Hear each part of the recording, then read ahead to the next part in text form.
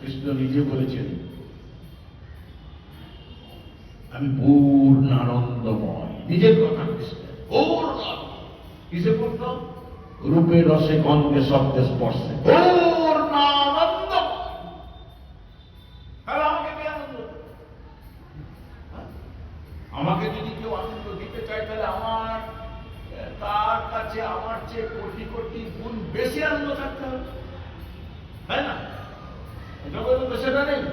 আমি তো আমার কাছ থেকে কণা আনন্দ পেয়ে সব সাগরের মতো ভেসে চলে যায়। কণা আনন্দ পেয়ে উন্মাদ হয়ে যায়। ঠিক আছে, কৃষ্ণ ধনী নাস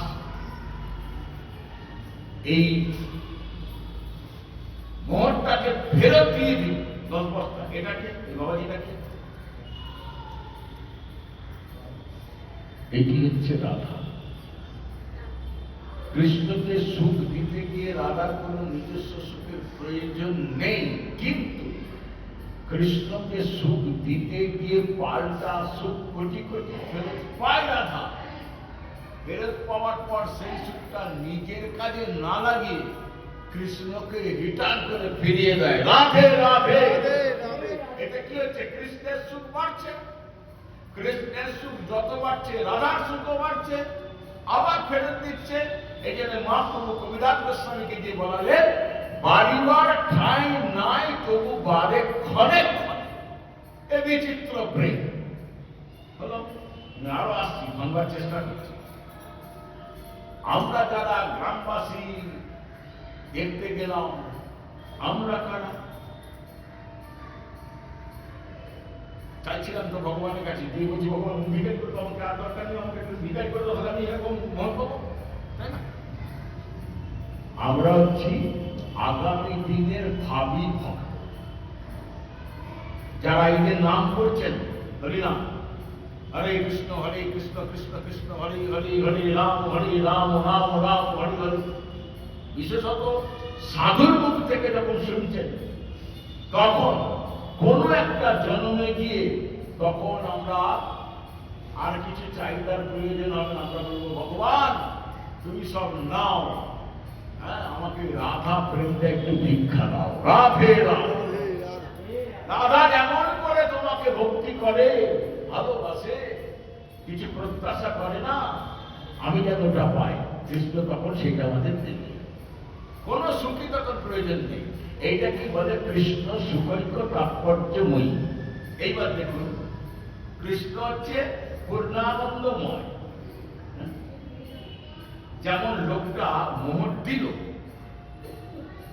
দেওয়ার পর মোহরটা যখন ফেরত পেল তখন মাথা ঘুরতে আরম্ভ করলো। ব্রজলীলাতে কৃষ্ণ ভাবজেত, আচ্ছা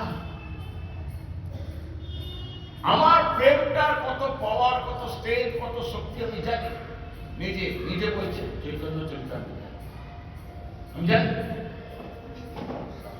কিন্তু রাধা প্রেমটার কত শক্তি আমি ধরতে পারছি না,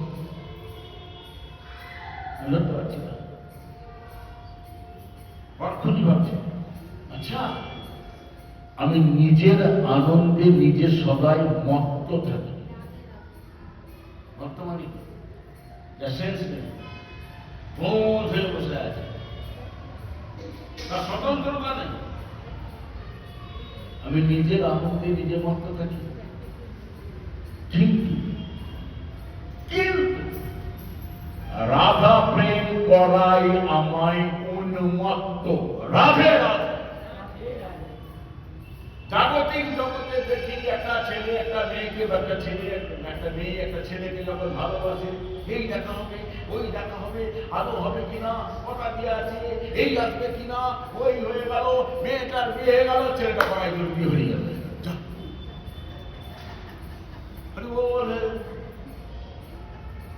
কি ঘৃণার করলো, বা এদের মেয়েটা সুইসাইড করলো, বা উভয়। কিন্তু ওয়ার্ল্ডে একটা দেখাতে পারবেন কৃষ্ণকে লাভ করে একজনের কেউ সুইসাইড করেছে? একটাকে দেখাবেন নি? ভগবান শ্যামসুন্দরকে আমার ভালোবেসে কেউ সুইসাইড করেছে? সুইসাইড করে ইচ্ছাটা থেকে কাউকে দেখাতে পারবেন? একটা দেখাতে পারবেন। লাভ করলে ওর সঙ্গে মরবো কেন? বুঝতে পারছেন? এইটা কৃষ্ণ ভাবছে যে কিরা হচ্ছে, উন্মত্ত করে দিচ্ছে আমাকে। আবার ভাবছে আচ্ছা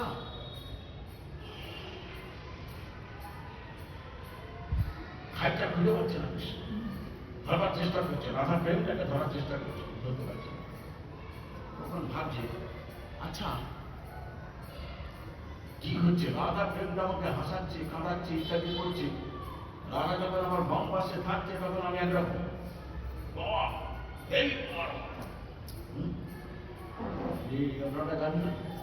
সুখ বলে আমার কৃষ্ণ গিরিধরে ছিল, সারি বলে আমার রাধা শক্তি সঞ্চারিল, নইলে পারবে কেন।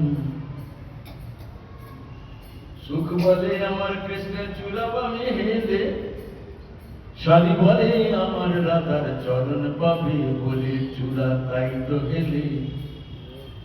সুখ বলে আমার কৃষ্ণ যশোদার জীবন, সারি বলে আমার রাধা জীবনের জীবন নইলে শূন্য জীবন। সুখ বলে আমার কৃষ্ণের কদম তলাই থানা, সারি বলে আমার রাধা করে আনা গোনা নইলে চেতনা জানা। সুখ বলে আমার কৃষ্ণ জগতের কালো, সারি বলে আমার রাধার রূপে জগতে আলো নইলে আধার কালো।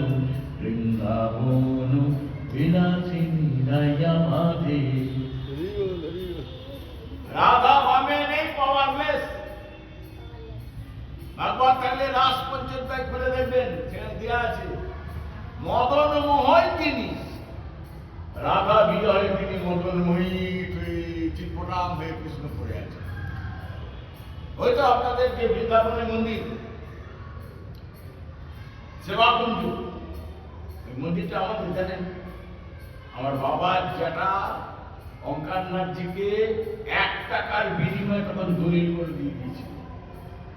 আমি তখন ক্লাস 3 পড়ে পড়ি, মনে আছে, বিরাট উৎসব হয়েছিল সেই বৃন্দাবনের মন্দিরটা, গৌরীদাসের সময়।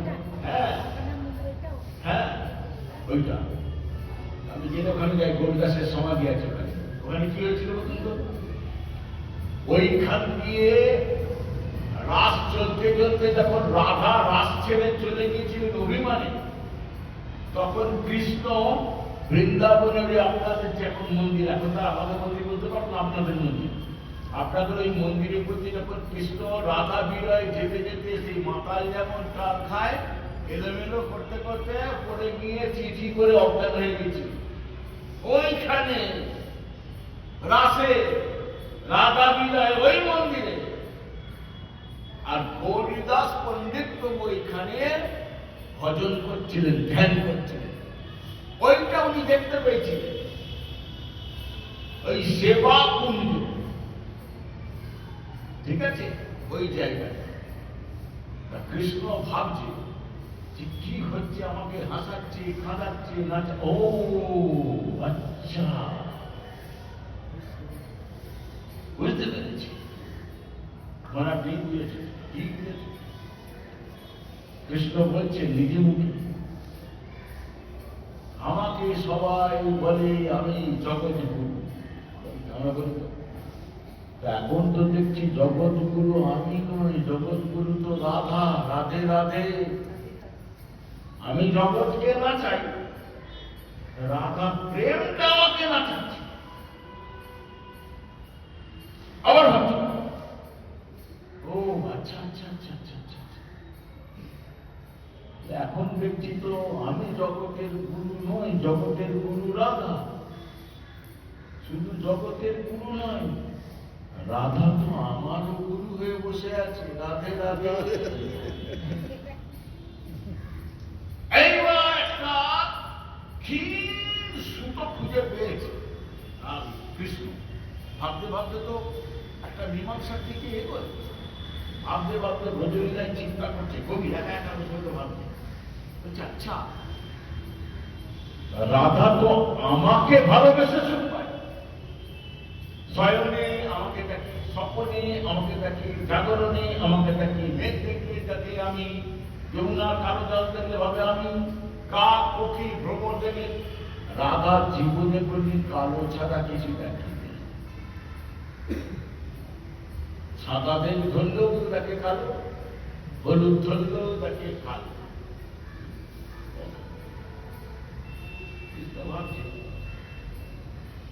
রাধার যে সুখটা পাচ্ছে সেটা আমাকে ভালোবেসে,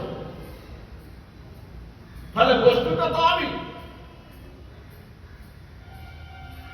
আচ্ছা, তাহলে সুখটা তো আমার মধ্যেই আছে, আনন্দটা তো আমি, সুখটা তো আমি।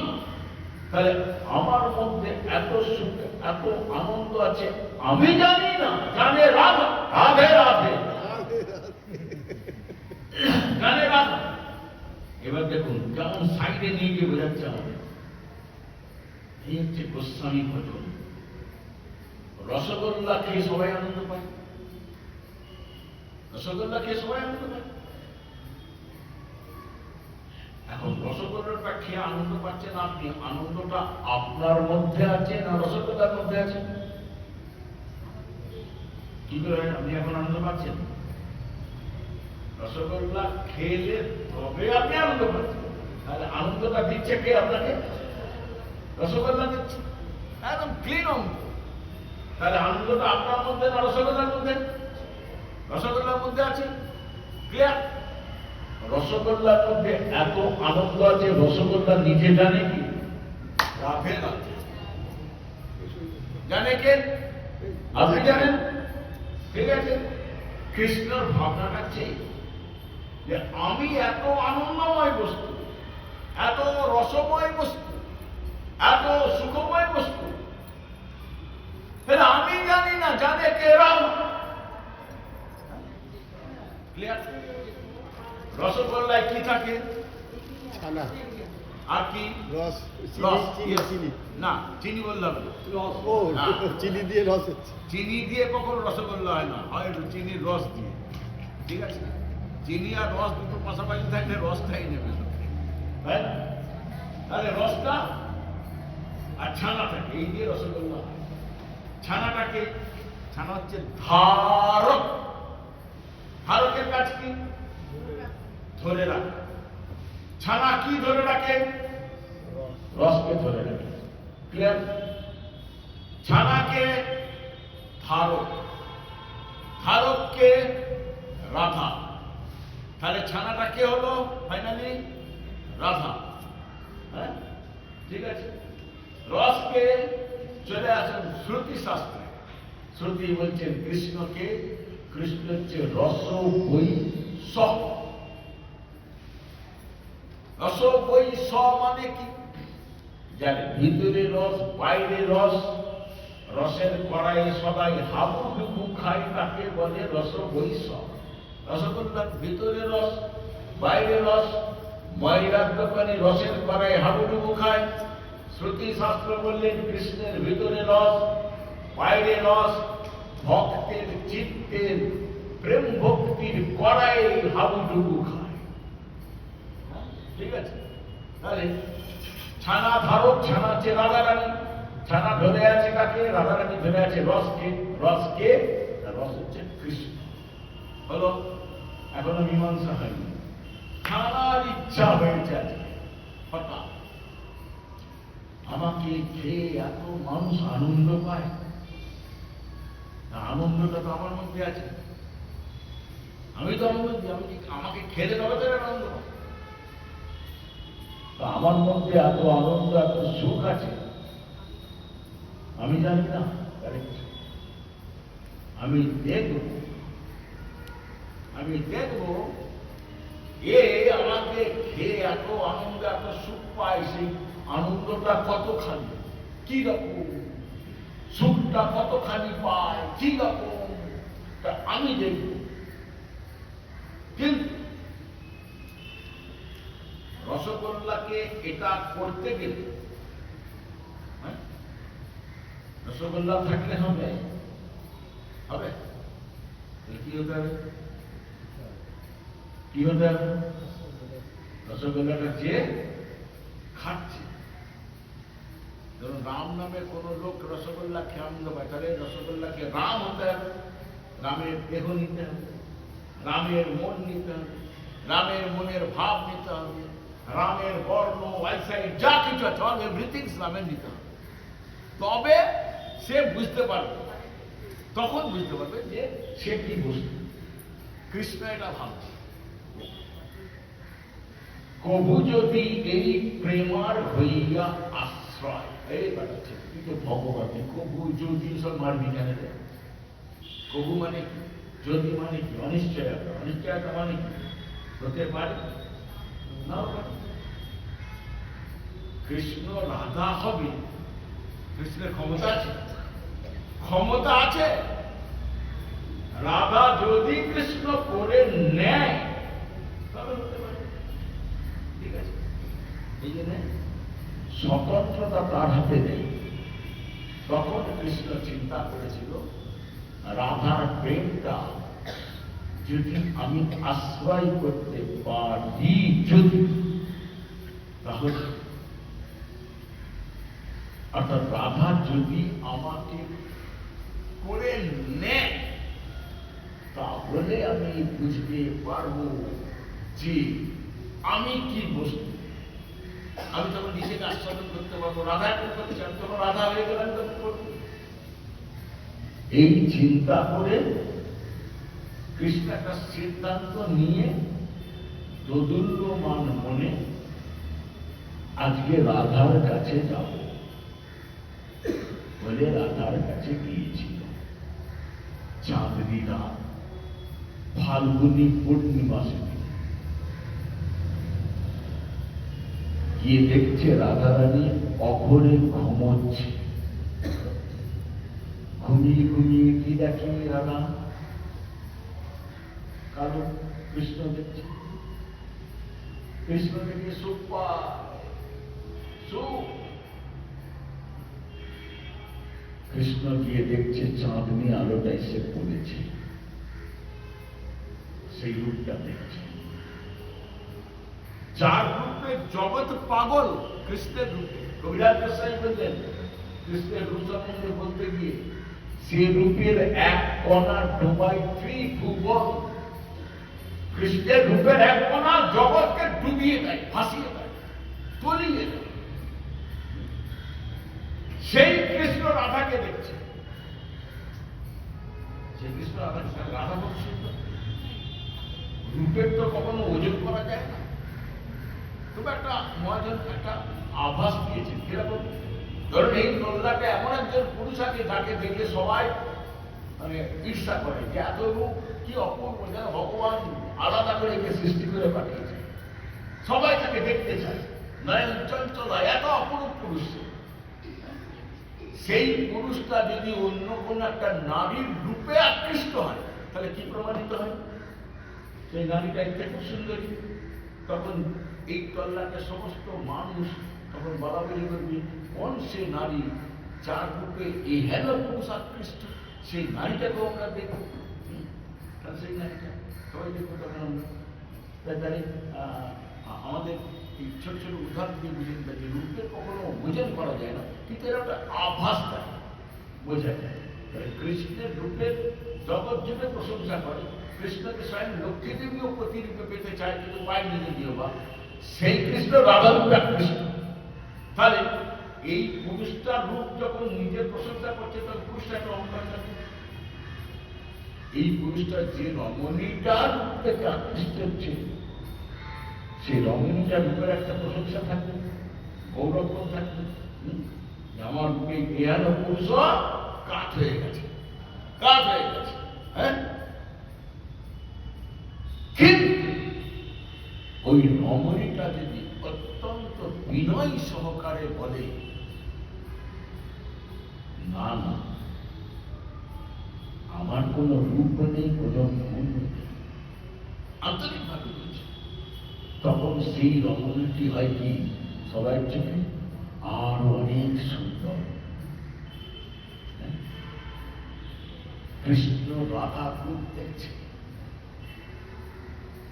সেই রাধা রানীর এত রূপের তারি নিজে কি বলেছে জানেন? তিনি বলেছেন আমি গুরুপা গুণহীনা গোপনারি তুমি জগজনরঞ্জন বংশীধারী তুমি জগজনরঞ্জন বংশীধারী আমি গুরুপা গুণহীনা গোপনারি আমি কুলোটা কলঙ্কিনী ভাতহীনী তুমি রস পণ্ডিত রস চূড়ামণি গোবিন্দ দাস কহে শুনো শ্যামরায় তুমি বিনায় জীবনে আর কিছু নাই শুনো সুন্দর শ্যাম ব্রজ বিহারী হৃদি মন্দিরে রাখি তোমার গেরি সুন্দর শ্যাম ব্রজ বিহারী। রাধারানী নিজে বলেছেন আমার রূপও নেই গুণ নেই, এই শ্যামসুন্দর তুমি তোমার চরণে আমাকে কৃপা করে ঠাঁই দিয়েছে, তাইতে ঠাঁই দিয়েছি, তাহলে আমার কি যোগ্যতা আছে? চিন্তা তো সেই রূপটা দেখছে রাধারানী, দেখছে কৃষ্ণ, আর পাশে বৈষ্ণব কবি দাঁড়িয়ে দাঁড়িয়ে আস্বাদন করে কৃষ্ণের ভাবে বলছেন শোনো গো রাধিকা চাপারো অধিকা অধিক উজরকে অধিক উজরকে শোনো গো রাধিকা চাপারো অধিকা অধিক উজরকে। রাধারানীর স্বপ্নটা ভেঙে গেছিল। কেন ভেঙেছিলেন? স্বপ্ন দেখতে দেখতে কৃষ্ণ তাকে গৌর দর্শন করিয়েছিল। কৃষ্ণের অনন্ত কোটি রূপের মধ্যে দুটো রূপ হচ্ছে যার নিত্য নিত্য নিত্য, একটা হচ্ছে কৃষ্ণ রূপ, একটা হচ্ছে গৌর রূপ। কৃষ্ণের অনন্ত কোটি নামের মধ্যে দুটো নাম নিত্য নিত্য নিত্য, একটা কৃষ্ণ নাম, একটা গৌর নাম। ঠিক আছে, গৌর ভেঙে দিতেই কাঁদতে কাঁদতে কৃষ্ণের চরণে লুটিয়ে পড়ে বলছে জানো জানো গোবিন্দ, আমি একটু আগে কি বাজে একটা স্বপ্ন দেখলাম। তুমি যে দেখলে? আমি দেখলাম নদী আর নবদ্বীপে সুরধনী তীর দিয়ে এক অপরূপ যুবক, কি অপরূপ তার রঙের ছটা, সে হারাতে হারাতে বলতে বলতে পাগলের মতো নবদ্বীপের সুরধনীর গঙ্গায় কখনো ঝাঁপ মারছে, কখনো খিলখিল করে পাগলের মতো রাধা নাম করতে করতে হাসছে, কখনো কাঁদছে, কখনো বাড়াবাড়ি খাচ্ছে, কখনো কাঁদতে কাঁদতে গোটা নবদ্বীপে মাটিকে কাদা করে দিচ্ছে। তুমি থাকতে আজ আমি অন্য পুরুষকে চিত্তের মধ্যে দেখলাম, হে গোবিন্দ আমি অসতী হয়ে গেছি, তুমি আমাকে ছুঁয়ো না ছুঁয়ো না, আমি আজ অসতী। কৃষ্ণ বলছে রাধাকে ধরে, তুমি কেন অসতী হবে? মরি গো মরি মরি, তুমি আমার আধা আধা, তাই তো তুমি আমার রাধা। তুমি আমার আধা আধা, আধা আধা মানে অর্ধেক অর্ধেক মানে আবাম মানে বাড়িতে যাবেন, বাড়িতে কালকে একটা কাজ করবেন, একটা ছোলা নেবেন, ছোলার দানা না থাকলে একটা ছোলা কিনে নিয়ে যাবেন, কিনে ছোলাটা খুলে দানা দুটোকে খুলবেন, ছোলাটাকে খোলাটাকে ফেলে দিয়ে দানা দুটো আলাদা করবেন, যে কালকে এসে মন্দিরে ও মালা দেখে হে মন্দিরে যতজন আছে দেখাবেন। এটা কি বলতো? কি বলবেন? আধা।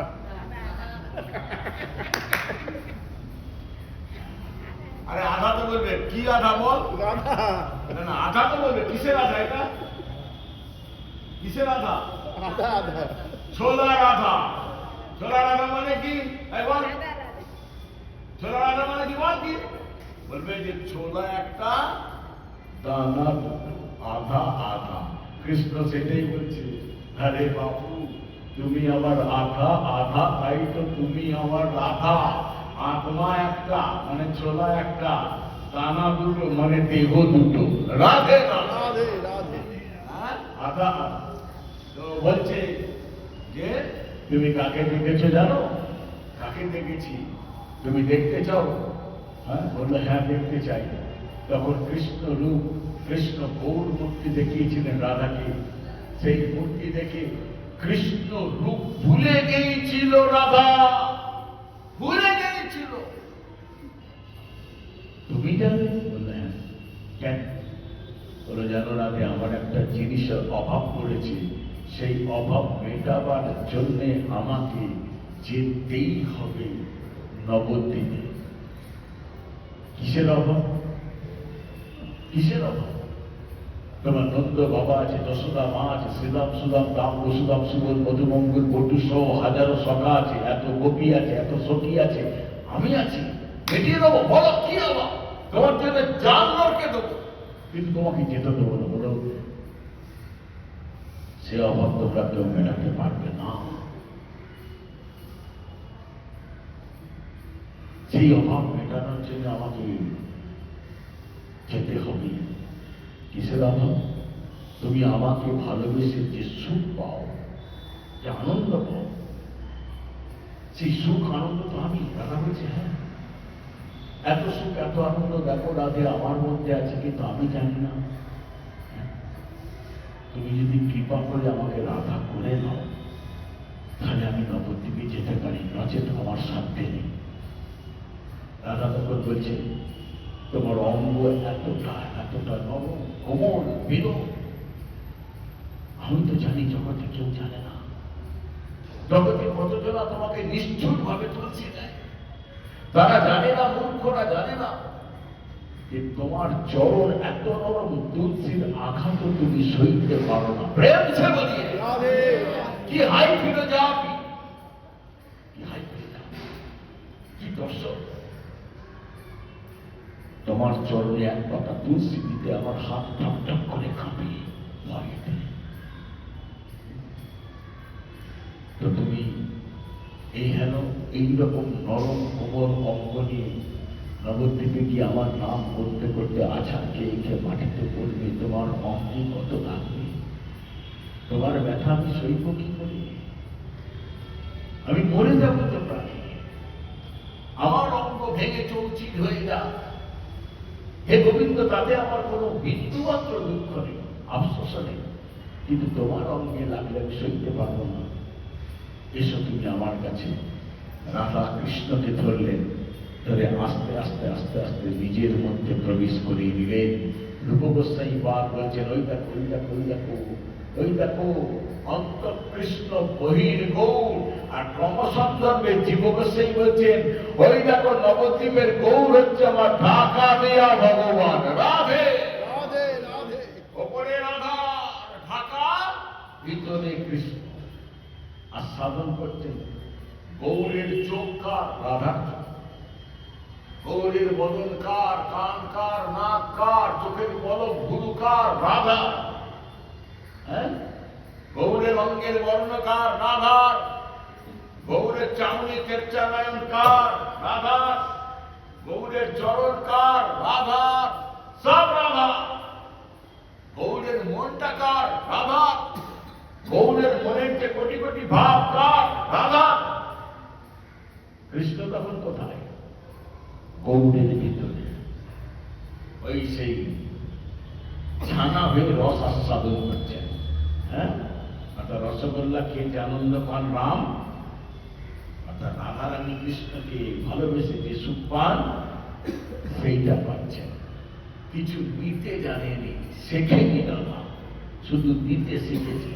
সর্বস্ব উজাড় করে আজকের পাঠ একটা ছোট্ট ছোট্ট একটা মানে সাধু বৃন্দাবনে তার নাম ভজনের কথা বলে এর সঙ্গে সিমিলারিটি আছে।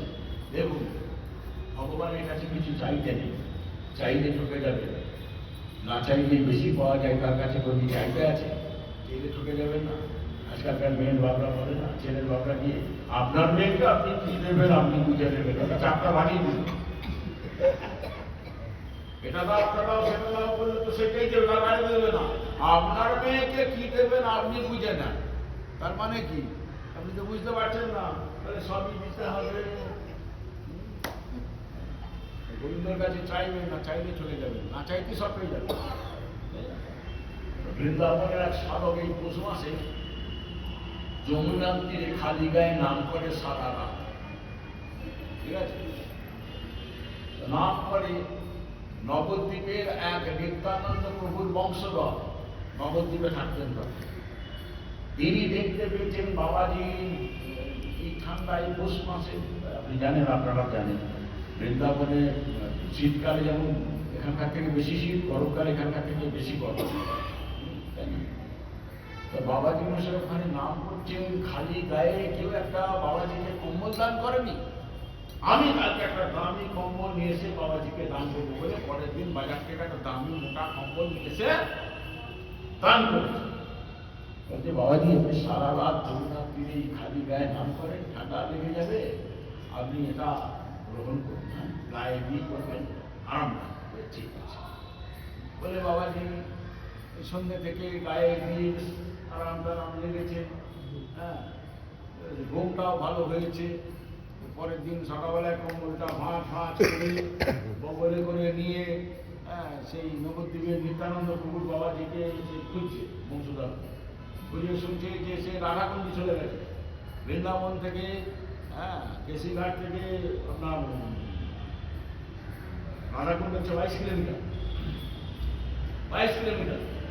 আর যদি স্ট্যান্ড থেকে একদম আর ইয়ে অব্দি ধরে তাহলে আরো 1.5 কিলোমিটার বেশি, 23.5 কিলোমিটার গেছে।